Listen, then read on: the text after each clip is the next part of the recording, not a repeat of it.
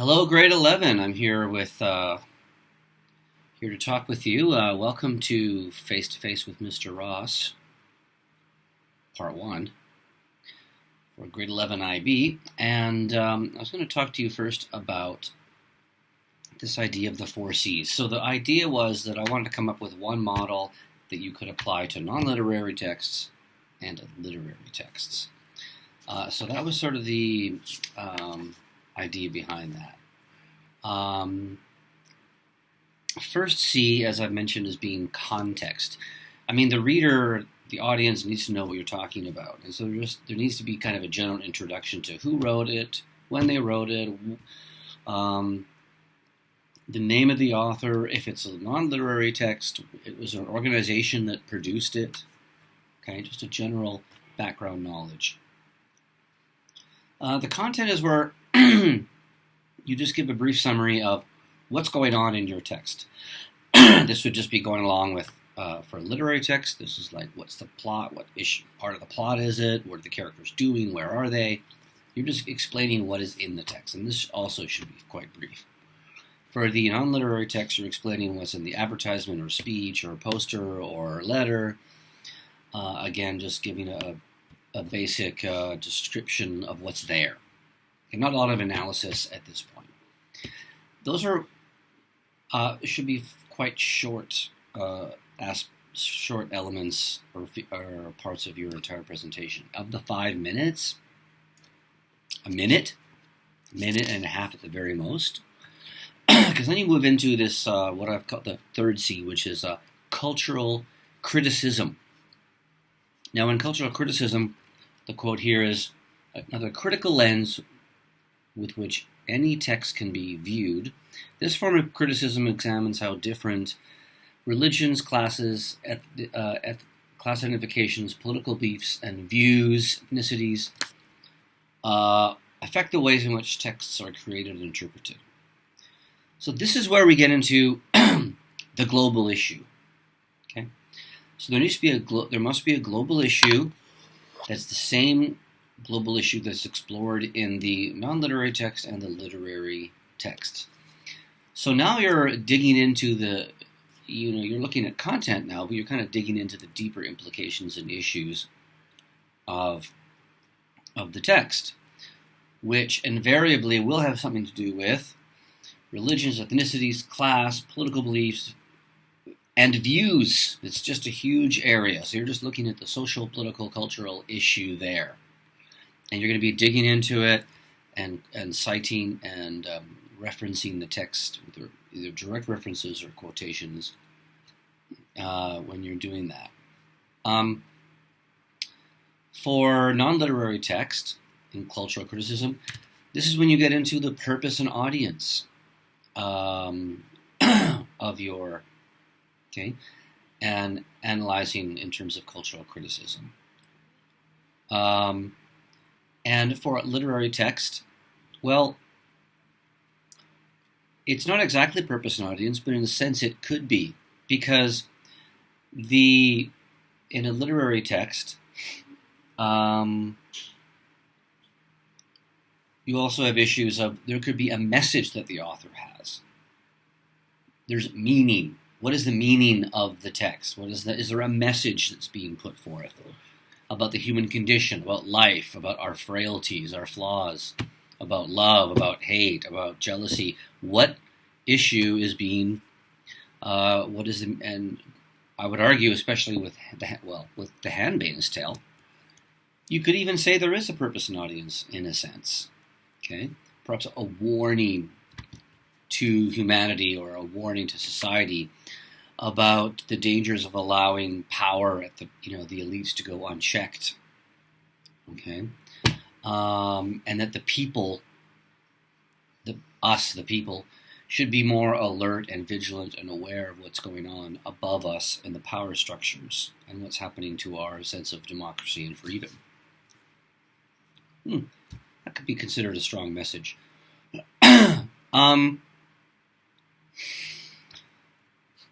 And then we have construction. So construction, you're weaving in construction, which is this look at technique, how the text is created. And the text is usually created to support the purpose and audience for non-literary text, and for literary texts to support the meaning. It provides more power and resonance for the meaning of the text. It supports the meaning of the literary text. And so this construction should be, it supports all this, and you should be considering all this in light of, again, your global issue. So we can't forget that that's what the focus is, that you try to return to as you do your individual oral, is this connection to the global issue. I'm now going to attempt to analyze this the grooming text that you already have looked at. 1 second here. I've tried doing this twice before, and if I go over again, I'm going to have to... hold on a second. Oh boy. I'm going to have to just let it... Okay, hold on a second. Sorry about this. I don't want to start again. I'm trying to find the timer. I'm not going to find the timer. I'm going to have to look over here. So I'm going to start at 8:43 p.m. here. And it's just unbelievable. And, yeah,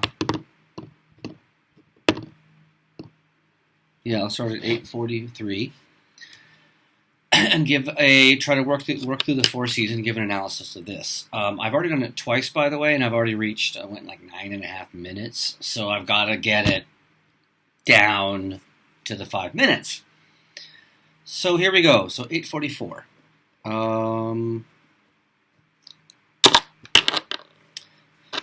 Now,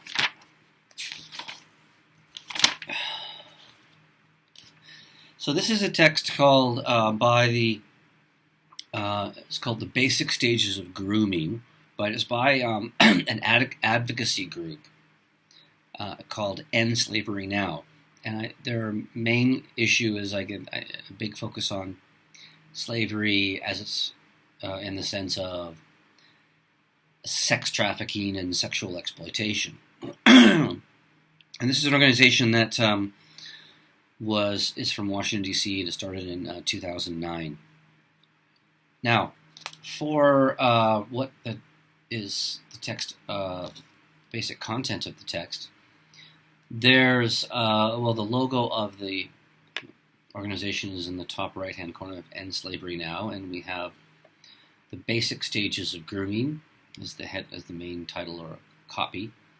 And there's 6 different categories that describe different stages of this, how the sexual trafficker works to lure their victims. And supporting each of these is a description of that particular stage of the sex trafficker uses, a description, and there's also supporting images with it, as well as quotes from victims. What's the purpose of this text is to end sex trafficking. And it seems to be targeting 2 different audiences. One, I would think, is the potential victims themselves. So young girls and women who might be approached by such men, and perhaps they can be aware of the signs and protect themselves and not get involved in not succumb to that situation. It could also be the case, because they have here, it says, it could also be the case that it's about, targeting friends or family of a potential victim, so that those friends or family could perhaps be aware or notice that this woman is falling under the power of a sex trafficker and that they could become a victim. So I could see it being 2 core target audiences there. it moves through the way that it addresses the global issue too. Is that it sets it up that it shows this in chronological order how the sex trafficker would entice their victim from, and then what they would do to them, including we have targeting a victim, gaining information and trust, filling a need, isolation, and then those are all we have those first stages, which are interesting because this violation of their human rights is not happening at all at this stage. But then we have the abuse begins, and so how it's interesting exploring how these victims are. They go through several grooming stages. Grooming being here, as they define it, to prepare or train someone for a particular purpose or activity. And so it's so it's quite effective in looking at those particular stages of grooming. Now, in terms of how the text achieves this, it's quite effective, and it uses kind of three tactics. One is the simple explanation. So there's these titles of targeting a victim, and traffickers target victims who have noticeable vulnerability. And in doing so, they have these strong verbs to begin the phrases. First of all, the name of the organization, End Slavery Now. It's a declarative term. Targeting a victim, gaining trust, filling a need. So beginning these phrases with verbs that kind of catch our attention are quite strong. The second stage, gaining information and trust. And what's interesting here is the use of color. And so we have the grooming, which of course is the very dangerous act that the plan of how the trafficker gets the woman is in red. And in fact, the target, the victim as well, is in red in two different sections of this advocacy poster. And in targeting the victim, this is supported by this magnifying glass in which this woman in red, again the victim in red, to perhaps shows a warning or danger or violence, is picked out of the group of people in this image. Similar to gaining information and trust, in which it says here, obtaining information is key. This can be done through casual conversations. So we have the victim sitting at seemingly a cafe in red, who's speaking with the, by the way, noticeably slightly larger figure of the sex trafficker male, seemingly in this innocent, innocuous conversation. But again, the victim in red being like signifying a warning that the person's in danger. We had the filling a need with another image, which is the image of the marijuana leaf symbolizing drugs, the bottle symbolizing alcohol, and then we have money. Okay, so the filling a need, this idea that the needs are taken care of buying gifts, buying soft drugs and alcohol. So these images are supporting the text and the message that's being given. And also we have isolation, in which it says the trafficker creates times to be alone with the victim and distance the victim from friends and family. So we have the figure in red, the woman, the image of the woman's outline in red, but she's separated from what could be a representative of her family and friends, who are also in a beige, faded color, as if they are becoming less tangible or real or attached to her in a sense. Another interesting aspect of how the text and design work together is that there's quotations of the of victims that support the particular stage of grooming that takes place, that again all leads to this violation of their human rights.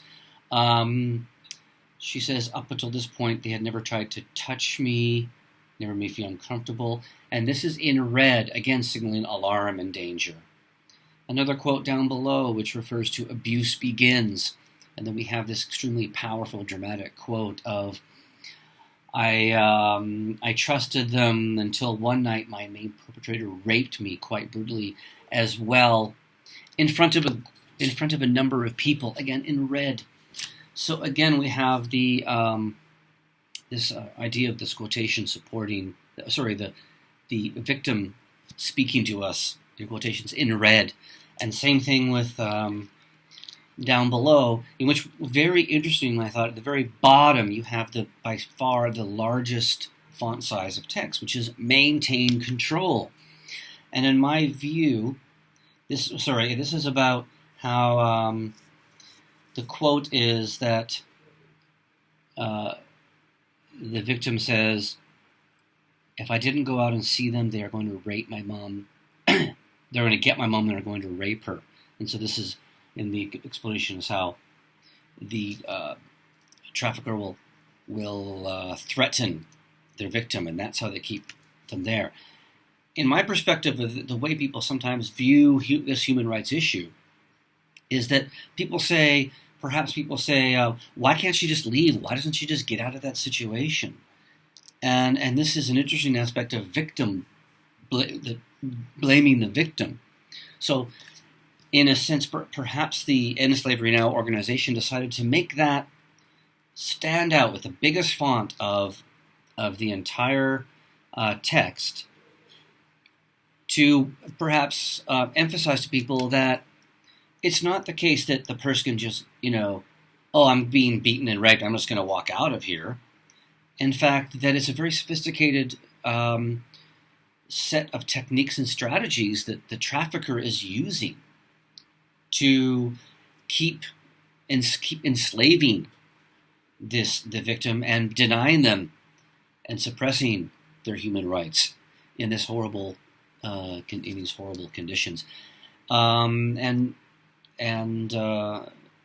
trying to make us aware, so that, as I've said before, that their ultimate goal being that let's stop it. People should be aware of it. Look for the signs, whether the victim, friends, family, possibly even people in society. And that's the importance of their agenda in trying to promote human rights through this poster. What time is it? 3:40? No way. 3:44 to 8:54? Okay.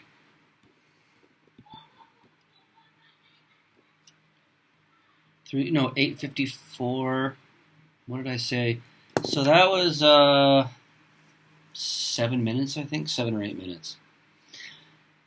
So we gotta get it down to 5. Gotta make it more concise. No, I just did this today, but if you're preparing for 2 weeks, you can get it to 5.